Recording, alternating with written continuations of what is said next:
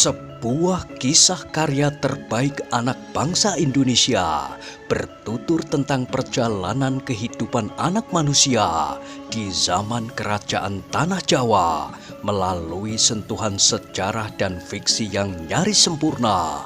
Dengan bangga kami persembahkan satu di antara karya terbaik dari Eza Mintarja yang berjudul Jejak di Balik Kabut.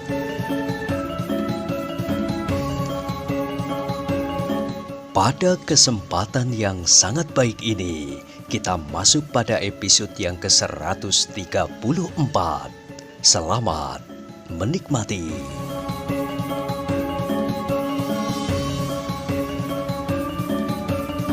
Pada episode sebelumnya telah diceritakan, Ki Waskita berdiri termangu-mangu, dipandanginya Ki Tumenggung yang kesakitan itu, matanya yang merah, wajahnya yang lebam kebiru-biruan, mulutnya yang berdarah serta tubuhnya yang sudah tidak dapat berdiri tegak. Tetapi Ki Tumenggung itu masih menggeram. "Aku bunuh kau laki-laki jahanam. Kau tinggalkan gadis itu selagi hamil. Aku nikahi gadis itu sehingga gadis itu tidak dianggap sampah karena ia akan mempunyai anak di luar pernikahan.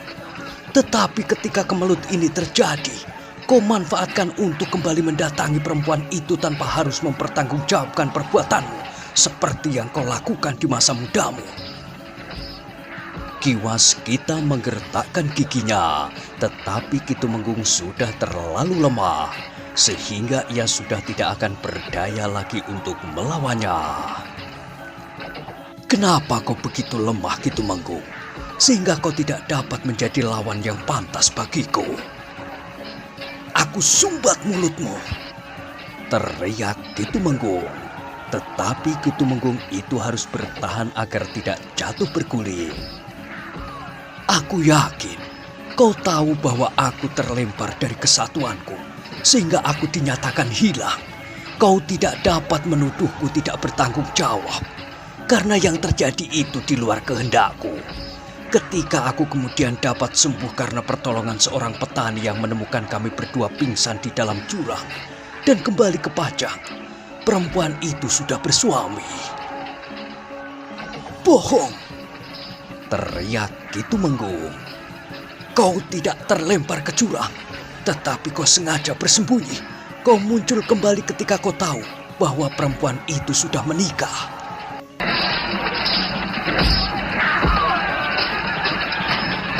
Jantung Ki Waskita bagaikan terbakar, hampir di luar sadarnya ketika ia meloncat sambil mengayunkan tangannya, menghantam wajah Ki Tumenggung tepat di bawah kupingnya. Ki Tumenggung itu terlempar beberapa langkah surut, namun ia tidak mampu lagi mempertahankan keseimbangannya, sehingga karena itu, maka Ki Tumenggung itu pun terjatuh di tanah. Hampir saja ia terperosok ke dalam rumpun bambu yang lebat. Ki Tumenggung memang berusaha untuk bangkit, tetapi tenaganya tidak mencukupi lagi. Karena itu, maka Ki Tumenggung itu pun terduduk kembali dengan lemahnya.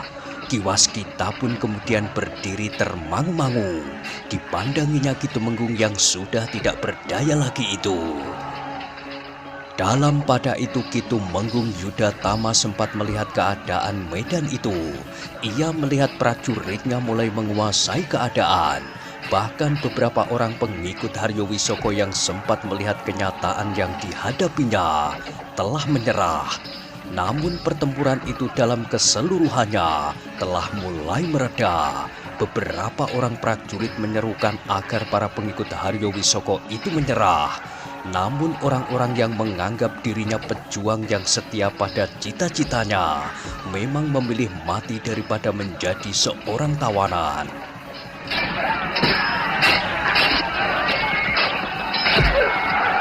Ketika Ki Tumenggung Yudatama sendiri turun ke dalam arena pertempuran, maka ia telah mempercepat penyelesaian. Apalagi kemudian beberapa orang prajurit telah meneriakkan kekalahan Ki Tumenggung Sarpabiwada. "Kepada siapa kalian akan bergantung?" Bertanya seorang prajurit. Ki Tumenggung Sarpabiwada telah menyerah. Omong kosong, sahut seorang pengikut Ki Tumenggung keras-keras.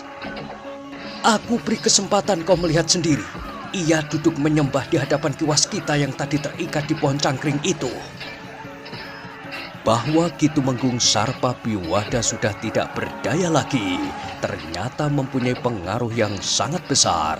Setelah bertempur dengan keras dan setelah jatuh beberapa orang korban, akhirnya para prajurit Pajang itu dapat menguasai medan sampai orang yang terakhir dari para pengikut Haryo Wisoko itu yang menyerah.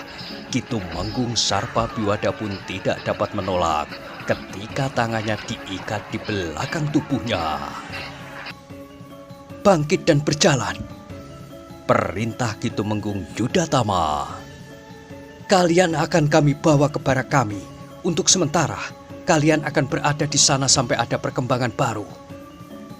Persetan dengan kau, geram Ki Tumenggung.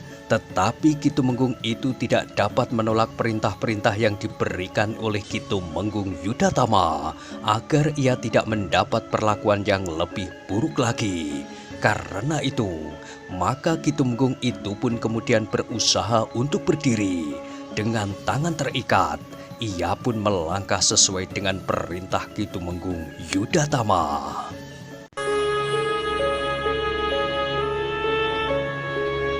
Ketika Ki Tumenggung Sarpabiwada itu bertemu dengan seorang pengikutnya yang dipercayainya untuk mengasuh anak laki-lakinya, ia pun bertanya, "Di mana anak itu?"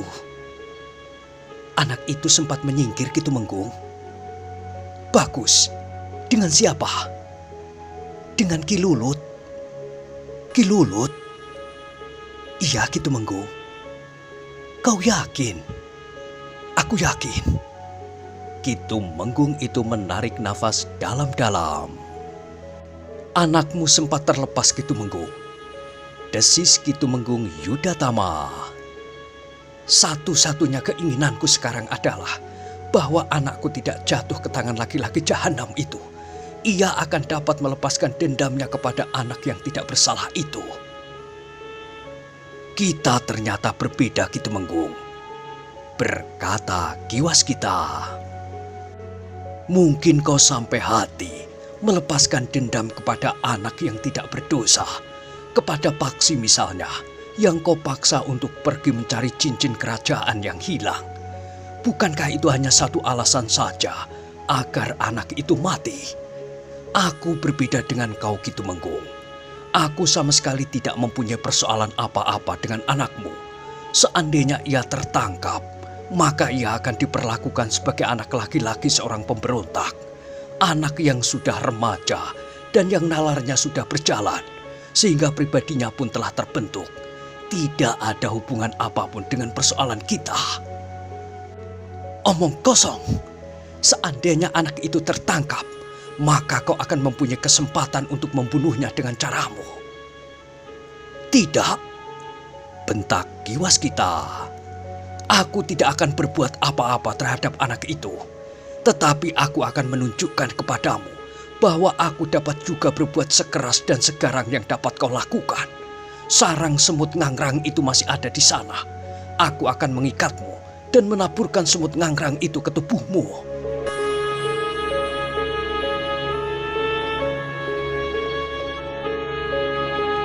Wajah Ki Tumenggung menjadi sangat tegang. Keringat dinginnya mengalir di punggung, tengkuk, dan keningnya. Aku juga senang bermain cambuk dan air garam. Ki Tumenggung menjadi sangat gelisah. Namun Ki Waskita pun kemudian berkata, "Tetapi aku tidak akan melakukannya sekarang. Kau akan dibawa oleh Ki Tumenggung Yudatama." Ki Tumenggung itu tidak menjawab. Sementara itu Ki Tumenggung Yudatama pun berkata, "Sayang, kita tidak menemukan Haryo Wisoko di antara orang-orang itu." "Kau tidak usah bermimpi Yudatama. Haryo Wisoko sudah meninggal." Ki Tumenggung Yudatama tersenyum. Katanya hampir berbisik, seperti cerita tentang Haryo Wisoko yang berhasil menyusup keluar kota raja. Kau mengikau, geram Ki Tumenggung Sarpabiwada. Ki Tumenggung Yudatama justru tertawa. Suara tertawanya sangat menyakitkan hati Ki Tumenggung Sarpabiwada. Apalagi ketika Ki Waskita pun berkata, "Kalian memang terlalu sombong. Kalian mengira bahwa kalian dapat dengan mudah mengelabuhi kami." Ki Tumenggung Sarpabiwada itu menggeram. Sementara Ki Tumenggung Yudatama pun berkata, "Kau adalah rambatan untuk sampai kepada Haryo Wisoko." Wajah Ki Tumenggung menjadi tegang. Ia mengerti arti kata-kata itu. Jika ia harus menjadi sumber keterangan tentang persembunyian Haryo Wisoko, itu berarti bahwa tubuhnya akan dihimpit sampai pipih untuk menguras keterangan tentang Haryo Wisoko.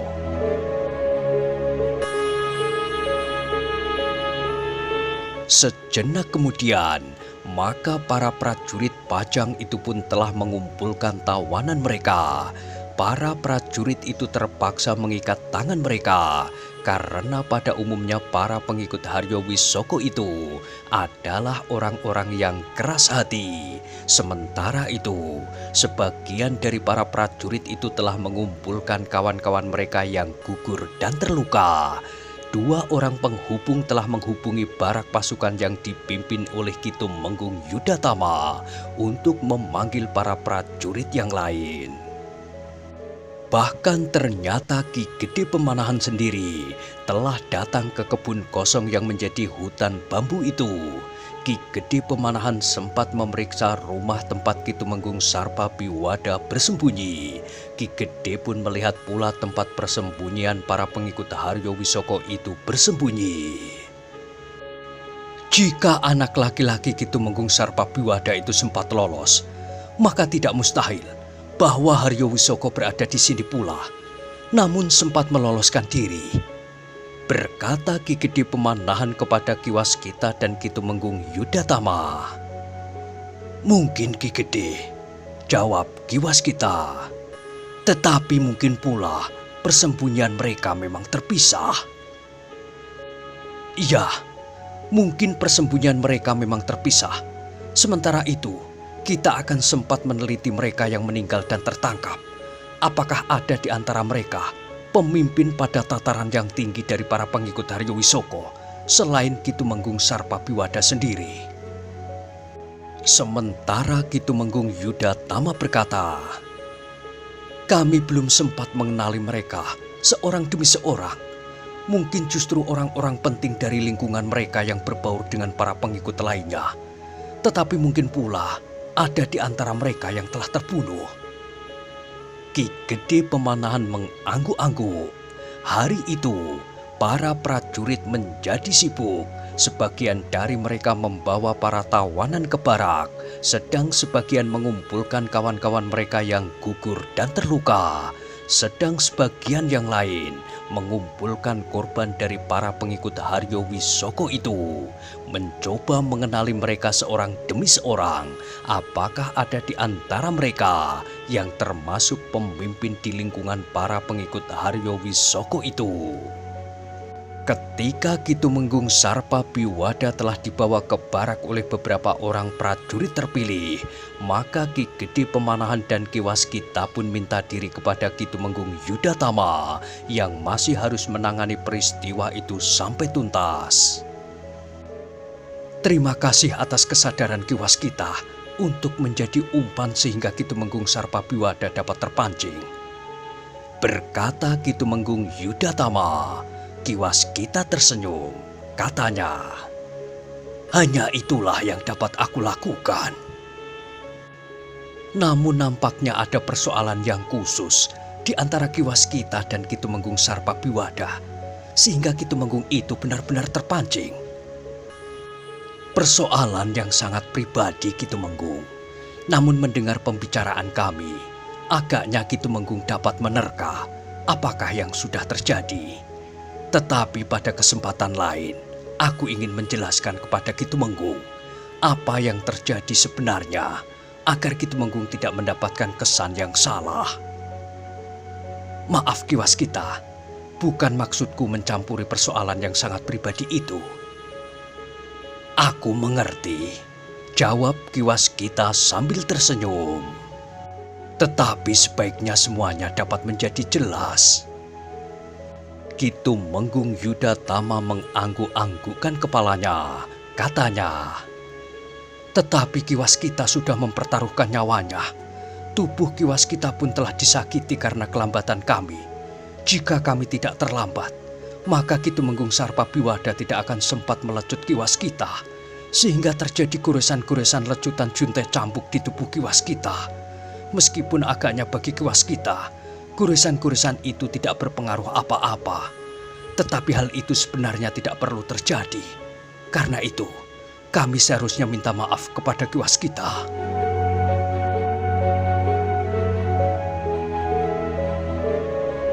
Ki Waskita tersenyum, katanya, tetapi agaknya kelambatan itu ada juga baiknya.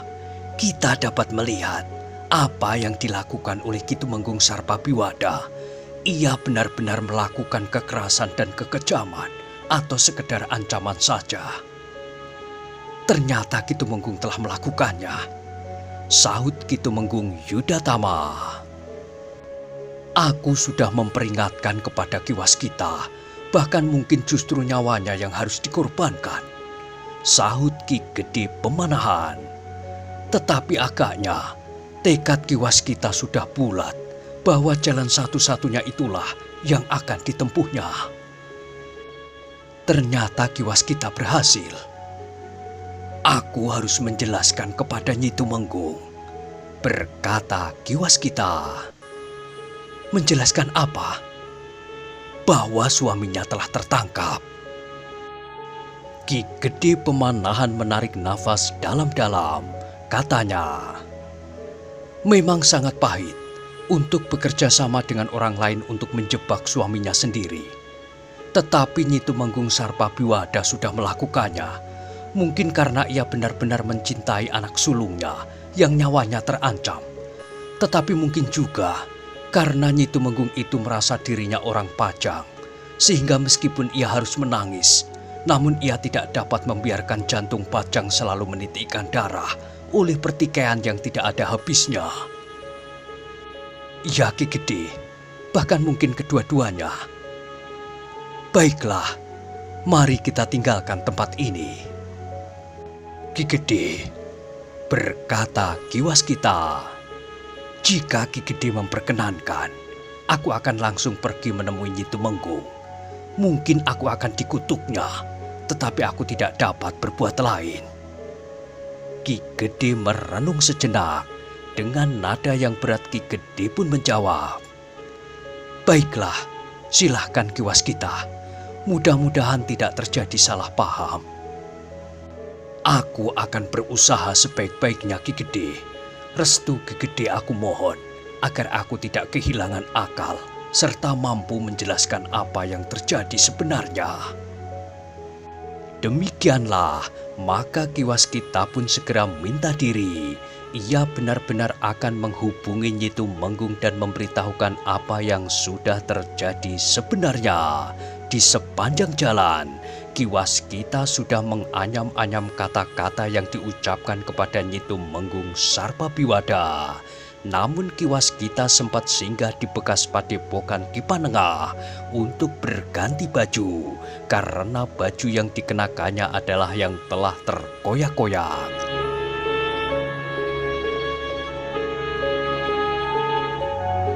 Kedatangan Ki Waskita memang mengejutkan. Nyi Tumenggung Sarpabiwada yang sedang berada di belakang telah diberitahu oleh pembantunya bahwa ada seorang tamu di Pringgitan. Siapa?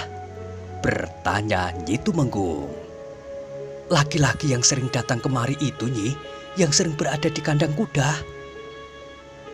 Ki Waskita, desis Nyi Tumenggung. Jantung Nyi Tumenggung itu menjadi berdebar-debar. Ia melihat Ki Waskita itu ditangkap oleh suaminya itu bersama kedua orang pengawalnya. Tetapi kini yang datang kepadanya justru Ki Waskita itu. Justru karena itu maka Nyi Tumenggung pun segera pergi ke Pringgitan untuk mengetahui apa yang sebenarnya sudah terjadi. Demikian Nyi Tumenggung yang nampak kusut dan matanya lebam itu duduk di hadapan Ki Waskita. Maka ia pun langsung bertanya, "Apa yang terjadi, Ki Waskita? Kau akan mengatakan bahwa jebakanmu telah berhasil?" Ki Waskita menarik nafas dalam-dalam. Kata-kata yang disusunnya sepanjang jalan itu menjadi kabur. Yang kemudian keluar dari mulutnya adalah pengakuan. "Aku minta maaf, Nyi." Nyi Tumenggung itu menundukkan kepalanya. Suaranya mulai bergetar. "Aku mengucapkan selamat atas keberhasilanmu, Ki Waskita. Apakah kau bunuh suamiku?" "Tidak, Nyi, tidak," jawab Ki Waskita dengan serta-merta. "Ki Tumenggung sekarang berada di tangan Ki Gede Pemanahan." "Ki Gede Pemanahan?" "Iya, Ki Tumenggung agaknya untuk sementara akan berada di barak pasukan Ki Tumenggung Yudatama yang langsung berada di bawah perintah Ki Gede Pemanahan."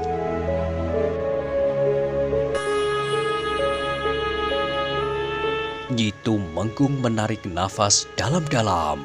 Nyi Tumenggung sudah mengenal Ki Tumenggung Yudatama meskipun tidak akrab. Tetapi menurut pendengaran Nyi Tumenggung Sarpabiwada, Ki Tumenggung Yudatama adalah seorang tumenggung pilihan yang baik. "Hukuman apa yang akan diterima oleh suamiku?" bertanya Nyi Tumenggung. "Aku tidak tahu, Nyi. Segala sesuatunya tergantung kepada Ki Gede Pemanahan atau Kanjeng Sultan sendiri." Nyi Tumenggung mengusap matanya yang basah. Suaranya merendah. "Apakah suamiku akan dihukum gantung?" bertanya Nyi Tumenggung. "Aku benar-benar tidak tahu, Nyi. Jika saja Ki Tumenggung bersedia bekerja bersama dengan Ki Gede Pemanahan, mungkin Ki Tumenggung akan mendapat keringanan-keringanan." Air mata Nyi Tumenggung mulai menitik, namun ia berkata sendat, "Jangan kau rendahkan suamiku sampai terbenam ke dalam lumpur. Ia sudah berkhianat terhadap Pajang. Biarlah ia tetap pada keyakinannya bahwa Pajang harus berubah. Biarlah ia dihukum mati tanpa melakukan pengkhianatan ganda. Meskipun aku akan kehilangan, tetapi suamiku akan tetap dihormati karena ia berpegang pada satu keyakinan."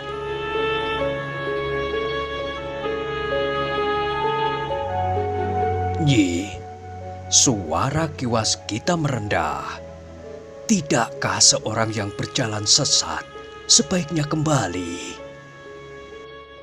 "Suamiku tidak tersesat. Jalan yang diyakininya, itu yang diyakininya." "Tetapi, bukankah seorang wajar membuat pertimbangan atas tata nilai yang berlaku di lingkungannya? Kebenaran atas keyakinan tidak dapat berdiri sendiri, bukan pula dilandasi oleh harapan bagi masa depannya sendiri. Penilaian atas sikap dan tingkah laku bukannya pengkhianatan atas satu keyakinan. Nyi, memang sulit bagi seseorang untuk melihat bahwa apa yang diyakininya sebelum itu keliru. Tetapi bahwa nalar budi seseorang itu berkembang sehingga menimbulkan perubahan pada sikap dan keyakinan bukanlah pengkhianatan." Titik-titik air yang bening di mata Nyi Tumenggung itu pun menjadi semakin deras. Dengan suara yang dalam ia pun berkata, "Kakang, kau selalu dapat meyakinkan aku dengan kata-katamu. Aku selalu dapat mengerti dan mengiyakannya. Tetapi aku harus ingkar dari kata hatiku. Aku harus setia kepada suamiku." "Nyi, kenapa kau tidak bersikap jujur terhadap dirimu sendiri? Kenapa kau harus mengingkari kata hatimu? Aku tidak menganjurkan agar kau mengkhianati suamimu, tetapi aku berharap bahwa kau dapat berdiri di atas suara hatimu sendiri. Apa yang harus aku lakukan, Kakang? Jika kau mendapat kesempatan, temui suamimu. Katakan kepada suamimu bahwa suamimu harus melihat kenyataan serta menilai kembali apa yang diyakininya sebelumnya. Suamimu tidak perlu mengkhianati keyakinannya, tetapi menilai kembali dengan pertimbangan nalar dan budi. Korban sudah terlalu banyak yang jatuh. Bagaimana akhir di bumi Pajang? Ki Tumenggung sebaiknya sanggup menilai kembali jalan yang dipilihnya itu. Nyi Tumenggung menarik nafas dalam-dalam, suaranya menjadi bergetar. Apakah aku akan sanggup melakukannya, Kakang? Tentu, kau tentu dapat melakukannya. Kau pun harus yakin bahwa yang kau lakukan itu bukan ketidaksetiaan. Justru karena kau setia kepada suamimu, maka kau telah memilih jalan terbaik. Apakah benar itu jalan terbaik yang dapat aku tempuh? Iya, bukan saja kau kembalikan suamimu ke jalan yang benar bagi seorang Tumenggung Pajang, tetapi akibatnya pun akan menjadi lebih baik baginya. Ia tentu akan mendapat pengampunan, meskipun bukan berarti bahwa seluruh hukumannya akan dihapuskan. Nyi Tumenggung termangu-mangu sejenak, wajahnya nampak semakin muram. Sekali-sekali diusapnya matanya yang basah dengan lengan bajunya. Namun akhirnya Nyi Tumenggung itu pun berkata, "Baiklah, Kakang, aku akan mencobanya." "Terima kasih, Nyi. Jika kau lakukan itu, maka kau sudah ikut membantu meredakan gejolak yang terjadi di Pajang.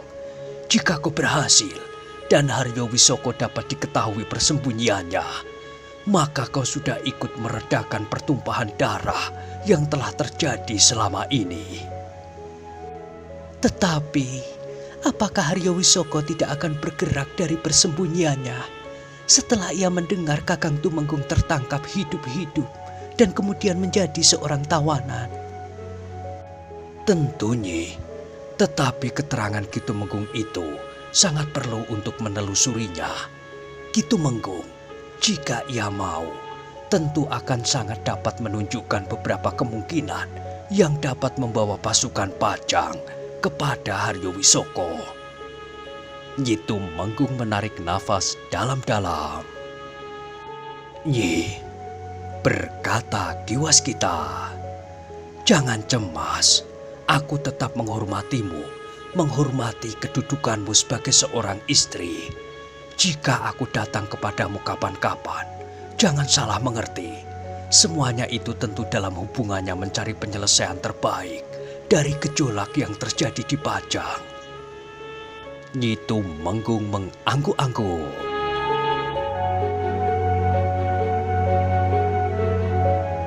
"Aku tidak ingin membuat hatimu kecil, Nyi.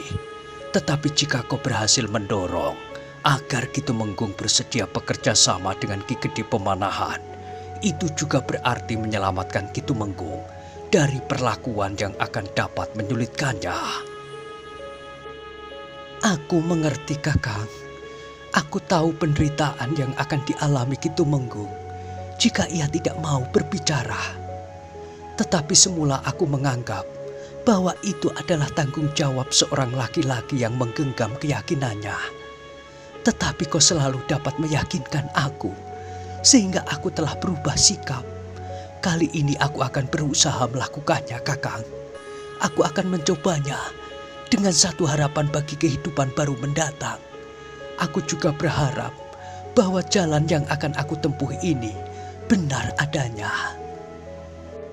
Yakinlah, Nyi, jalan yang kau tempuh adalah jalan terbaik bagimu dan bagi Ki Tumenggung. Kau boleh benar-benar berharap bagi satu kehidupan yang terang di hari-hari mendatang. Nyi Tumenggung menundukkan kepalanya, matanya masih basah sehingga sekali-sekali Nyi Tumenggung masih harus mengusap dengan lengan bajunya. Terima kasih Kakang. Sejak Kakang Tumenggung pergi, aku tidak mempunyai kawan berbincang. Tidak ada yang memberi aku petunjuk-petunjuk, bahkan pertimbangan-pertimbangan menghadapi kehidupan yang terasa semakin sulit. Jika kau tidak berkeberatan, aku akan bersedia membantumu tanpa mengusik harga dirimu sebagai seorang istri. Terima kasih Kakang. Sekarang aku minta diri, Nyi. Mudah-mudahan kau mendapatkan kesempatan itu. Kesempatan apa, Kakang? Kesempatan bertemu dengan suamimu. Iya, Kakang. Hati-hatilah menjaga anak perempuanmu itu. Ia anak yang manis. Nampaknya ia sudah mengerti bahwa ia harus ikut menanggung beban perasaanmu. Meskipun barangkali ia tidak tahu kenapa hal itu harus terjadi atas dirimu. Tetapi masih ada yang ingin aku tanyakan, Kakang. Apa? Bagaimana dengan Paksi? Ia sudah cukup dewasa. Sudah waktunya ia mengerti siapa dirinya. Mungkin ia akan marah kepadaku.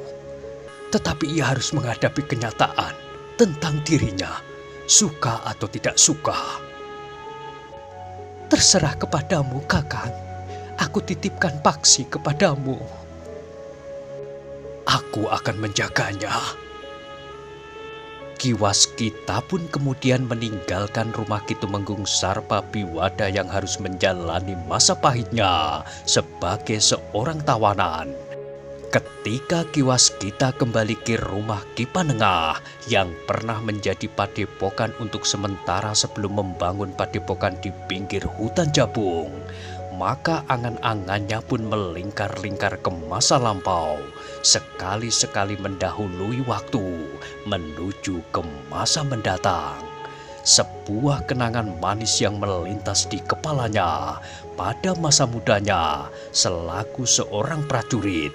Ia berkenalan dengan seorang gadis yang cantik. Menurut penglihatan matanya, tidak ada gadis yang lebih cantik dari gadis itu.